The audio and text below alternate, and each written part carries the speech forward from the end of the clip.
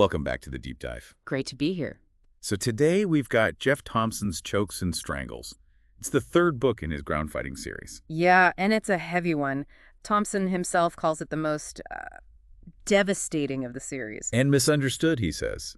He even puts a warning on it, right? Like, not for minors to practice. Exactly. So we're definitely going to treat it with the seriousness it deserves. Our goal here is to really unpack the key stuff, get you the core insights without getting lost in the weeds. Sounds good. So first things first, Thompson makes a clear distinction, doesn't he, between a choke and a strangle. Absolutely crucial. A choke, he says, is about restricting the airway. Think pressure on the windpipe, front of the neck. Okay, like crushing the tube itself. Right, whereas a strangle that targets the blood flow, specifically the carotid arteries on the sides of the neck, cut off blood to the brain. So different mechanism, but the end result is, well, the same, right? Lack of oxygen to the brain, unconsciousness. That's precisely. And the speed is just startling. Yeah, he mentions under 3 seconds. For a good choke or strangle? Under 3 seconds to unconsciousness, which is incredibly fast. But then there's the danger zone. That 15-second mark. Right, around 15 seconds of sustained pressure, and you're looking at potential brain damage or even death. And he makes that point about real fights, how time perception goes out the window with adrenaline. 15 seconds might feel like 5. Which is terrifying. It highlights why, in training, the tap system is non-negotiable. The tap, right. Tapping the mat, tapping your partner, yelling tap. Yeah, any signal. And the instant you feel or hear it, you must release immediately. It's the safety net. But in a real street encounter, there's no tap system. None. As Thompson points out, the only signal is when the person goes unconscious. And by then, you're already past that point of immediate safety. It's a grim reality. Definitely puts things in perspective. And it helps to know who Thompson is, where he's coming from. Yeah, absolutely. This isn't just theory for him. He's written, what, over 20 books? Including Watch My Back, about his time as a doorman. Right. Plus, he's got serious martial arts credentials, a 6th Dan in karate, judo black belt, wrestling, other stuff, and real-world experience from bouncing. So he's seen this stuff applied or tried. Exactly. Which brings a certain gravity to his writing on these techniques. And the book itself, Chokes and Strangles, it's structured pretty logically, right? By position. Very systematically. He goes through the mount, then the side 414 pin, that's a kind of side control. Okay. Then the scarf hold, the upper 414 hold down, and finally the scissor guard. But he leave out chokes from the back. Yeah, he mentions that techniques from the back and also from kneeling are covered in his other volumes. This one focuses on those specific ground positions. Gotcha. And it builds on his other books too, right? The ones on pins and escapes. Oh, definitely. He stresses that you need that foundation. Pins, the bedrock, and the escapes. Understanding how to control someone, how to pin them securely. That's the prerequisite for applying these chokes effectively. Makes sense. You can't finish if you can't control. Okay, so let's dive into chapter 1. From the mount position. You're on top, straddling them. Right. And the mount, Thompson explains, is a really dominant position, very favorable for setting up these attacks. Why is that? A big part of it is the opponent's instinct. When someone's mounted and you start attacking their face or throat, what do they usually do? Turn over. Try to protect themselves, get onto their belly. Exactly. They try to turn. And Thompson shows how you can use that predictable reaction. How so? Like with the finger pressure he talks about. Yeah, using your fingers, digging them into that soft spot between the neck muscle and the windpipe. It's painful, obviously, and can potentially finish a fight. But he uses it mainly to make them turn. Primarily, yeah. Press on their left side, they'll likely turn left to relieve the pressure. Press right, they turn right. It's about steering them. Interesting. Using pain to set up something else. What about the forearm crush? Similar idea, different tool. You just lay your forearm across their throat or neck area and use your body weight. Just lean on it. Lean on it, blocks the airway, makes it hard to breathe. Again, it often makes them want to turn away from the pressure, turn onto their belly. Which potentially gives you their back. Right. Sets up the rear naked choke, which we'll get to. And there's the, well, the very direct approach. The larynx grab. Yeah, literally just grabbing and squeezing the larynx, the windpipe. Thompson calls it basic, even brutal. But effective. But effective. Even if it doesn't end it right there, the panic and pain it causes can create openings. Okay, so those are more about direct pressure, maybe causing a turn. What about actual strangles from the mount? Now we get into the blood chokes. The mount choke, he calls it basically a front naked strangle. How does that work from the front? The key is getting the bony part of your wrist right here. Okay. pressed against the sides of their neck, over the carotids. And he suggests using, pressure on sensitive spots, eyes, cheek, nose, to turn their head. Ah, turning the head exposes the neck more. Exactly. Helps you sink the strangle in deeper. He also mentions little adjustments for leverage, like getting on the balls of your feet or going into a sort of jackknife position to increase pressure. Clever. Then there's the trap arm choke. What's that? That involves controlling one of their arms first, pinning it, usually with your leg and body weight, so they can't use it to defend. Okay, take an arm out of the equation. Right. Then you use your free arm, or arms, to apply a strangle. Thompson even describes variations where you might use their own trapped arm against their neck, or use the trapped arm situation to force them to turn over. Always looking for that turn. Often, yeah, leads to very powerful finishing positions.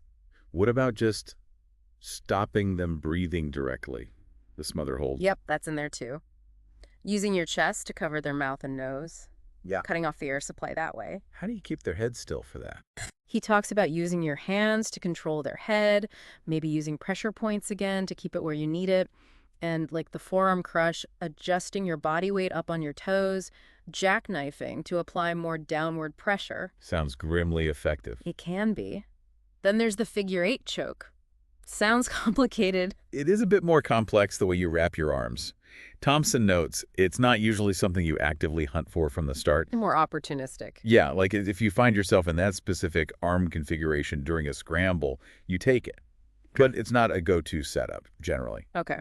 And he even mentions a leg choke from the mount, a triangle. Yeah, triangular leg choke. It often happens when the person on the bottom tries to bridge to buck you off. And they put an arm in the wrong place.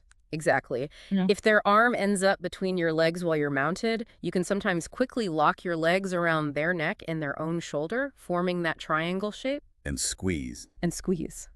Cuts off the blood flow. Thompson points out it's something that defenders often sort of offer up during escape attempts, but you need the timing and awareness to catch it. It needs practice to get the feel right. Right. Okay, this next one sounds really key. The turn and choke. Oh, absolutely foundational, according to Thompson. Yeah. Super effective. He mentions the Gracie family's mastery of this. So the idea is you make them turn, then take the back. Pretty much. You attack the face, maybe simulated strikes in training, or actual pressure points in reality, making them want to turn away to protect themselves. And as they turn, You transition immediately, take their back, sink in the rear naked choke. and he goes into detail on the rear naked choke itself. Lots of detail. Using your big back and chest muscles for the squeeze, not just your arms. Using your legs like scissors to control their hips so they can't roll out of it. Scissor guard. Okay. He even notes how their own attempts to escape, like pushing their head forward or trying a buck, can sometimes help you tighten the choke if you know how to use their momentum. That's counterintuitive. It requires good sensitivity and control. And crucially, he stresses being able to apply it from both sides, over their left shoulder or their right. You can't be one-sided. Good point. Yeah. What about more forceful ways to get that turn? He mentioned some pretty nasty ones. Yeah, he does. The lip turn, literally hooking a finger inside their lip and pulling to turn their head and body. Ouch. He says it's very effective, but yeah, high potential for injury. Same idea with the eye turn, using a finger in the eye socket. Jeez. And the nose turn, hooking the bridge of the nose or even fingers in the nostrils, again, using pain compliance on very sensitive areas to force that turn onto their belly. And then you choke them. Then you apply the choke, usually the rear naked. Okay. One more from the mount, the roll and choke. This is about anticipating their escape attempt. If you feel them starting to roll over, You lift them or help them. you sort of go with it, maybe even facilitate it slightly, Sure. but you're ready. The moment they expose their back in the roll, you transition straight into a choke, securing it, again, often with that scissor guard on the legs. Using their escape attempt against them. Exactly. Okay, ready to move on from the mount. Yeah, let's shift gears. Chapter 2. The side 414 pin. What exactly is that position again? Think of it as a strong version of side control. You're lying across their chest, perpendicular, but with really good control over their hips and shoulders, often trapping an arm. Okay. And Thompson sees this more as a control position. More of a controlling or even a resting hold, yeah. Not primarily for finishing, but he does outline some options. Like the lean and choke. Right. From that side 414, you can grab their far shoulder, put your wrist across their throat, and just lean your body weight into it. Similar to the forearm crush from mount, but from the side. Kind of, yeah. And again, if they try to turn away from the pressure, turn onto their stomach, You might get the back. you might get the back. Yep. He keeps coming back to that theme. The larynx grab pops up again here too. It does. He reiterates its value, especially the psychological impact. Attacking the throat, he says, can really induce panic. Makes sense. Mhm. Creates openings. Yeah, forces reactions you can exploit.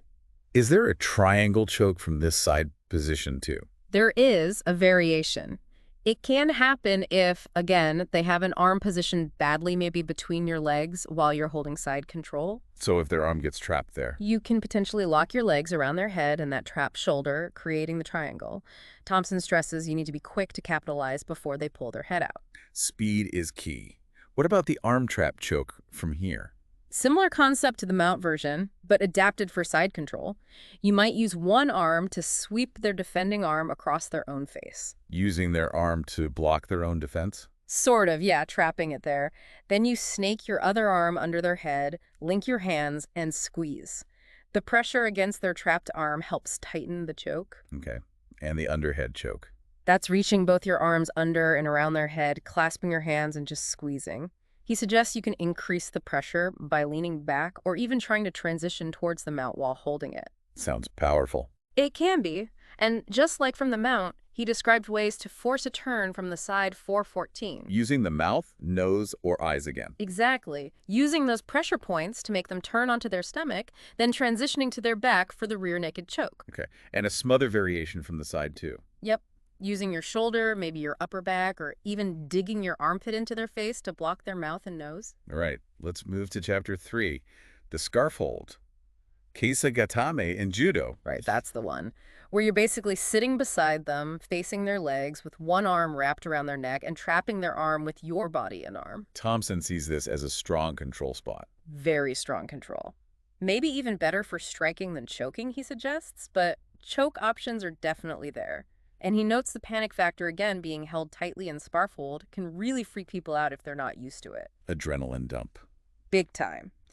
So one key choke from here is the guillotine. How does that work in scarf hold?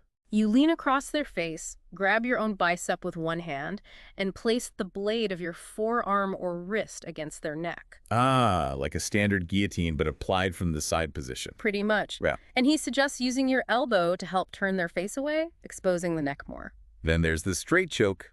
How's that different? This often involves using one of their own arms. If they have an arm free and are maybe pushing on you, You trap that arm. you trap it, maybe pin it with your arm or body, and then use your other arm coming around their neck to apply the choke, often using your free hand to position their head optimally. Okay, and guess what makes another appearance? Let me guess. The triangular leg choke. You got it.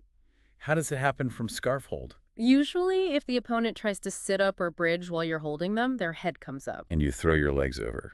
You quickly swing your legs over, catching their head and one shoulder, lock the triangle, and squeeze. Thompson says it feels awkward initially, but practice gives you the feel for the timing and angle. Needs that drilling he talks about later. Definitely. The arm trap and choke also has a scarf hold version. A similar idea.